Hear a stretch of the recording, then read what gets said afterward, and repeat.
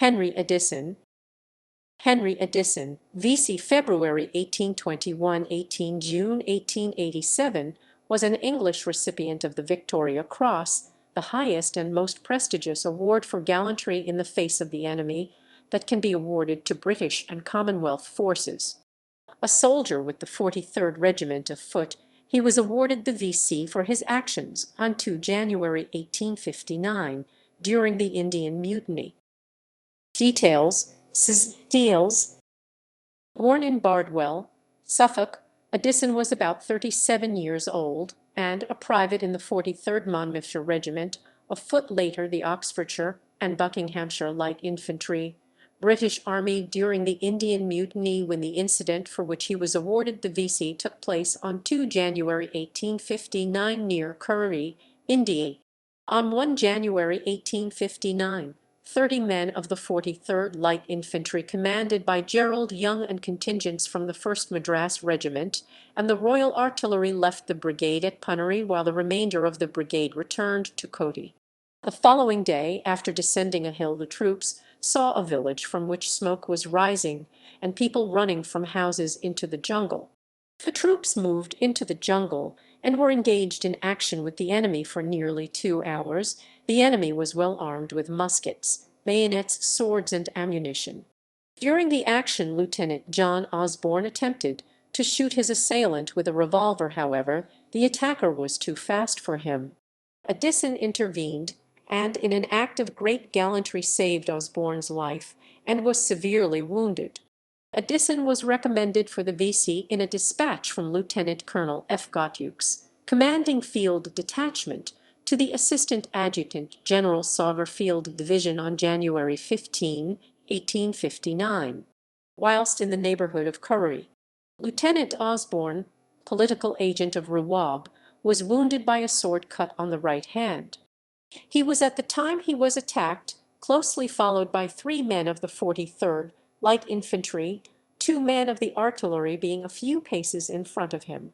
Private Henry Addison, of the 43rd Light Infantry, seeing him attacked and on the ground, rushed forward to defend and cover him in a most gallant manner. In doing this, I much regret having to record that he received 2 very severe sword cuts, one on the left leg which rendered immediate amputation of the limb above the knee necessary, and another causing compound fracture of the left forearm. The heroism displayed by Private Addison in thus placing himself between Lieutenant Osborne and his assailant at the critical juncture he did, thereby saving that officer's life, may, I hope, be deemed worthy of the Victoria Cross, for which honour I earnestly beg to recommend him. His injuries were recorded later in the dispatch as follows: General return of casualties at the engagement at Curry, 2 January 1859. Private Henry Addison 3,232, sword cut on left knee joint, compound fracture of left forearm from sword cut, dangerously wounded, amputation above the knee performed on the field. His citation was recorded in the London Gazette as follows: Private Henry Addison. Date of act of bravery 2 January 1859. For gallant conduct on the 2nd of January 1859, near Curry, in defending against a large force and saving the life of Lieutenant Osborne, political agent, who had fallen on the ground wounded. Private Addison received 2 dangerous wounds and lost a leg in this gallant service. Addison attended Windsor Castle to receive the award of the Victoria Cross, and Queen Victoria noticed that he had difficulty in observing the required protocols when retiring from the monarchy's presence, and told him to retire in. Addison subsequently received a letter from Sir Charles Beaumont Phipps, Keeper of the Privy Purse, referring to the problems Addison had with his wooden leg, advising him that the Queen said he should order an artificial one using her name, which he duly did. She also recommended that he stayed in London until the artificial leg had been made, and that it was to his satisfaction. Gerald Young of the 43rd Light Infantry, whilst describing in his diary the 43rd's march through central India during the Indian Mutiny, referred to Addison having had his leg taken off without chloroform, and the splendid manner in which he underwent the operation. Osborne, in gratitude for Addison's selfless act of valor which saved his life, arranged for him to be paid a pension of £20 a year.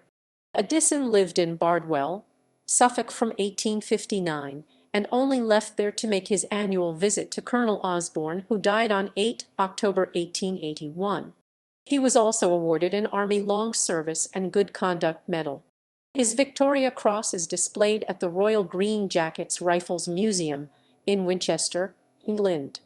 Addison married Charlotte Dixon in India.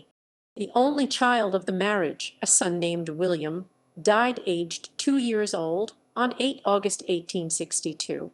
His wife, Charlotte Addison, who remarried after his death, Henry Addison V.C., died on 18 June 1887. He is buried in the churchyard of the Church of St. Peter and St. Paul in Bardwell.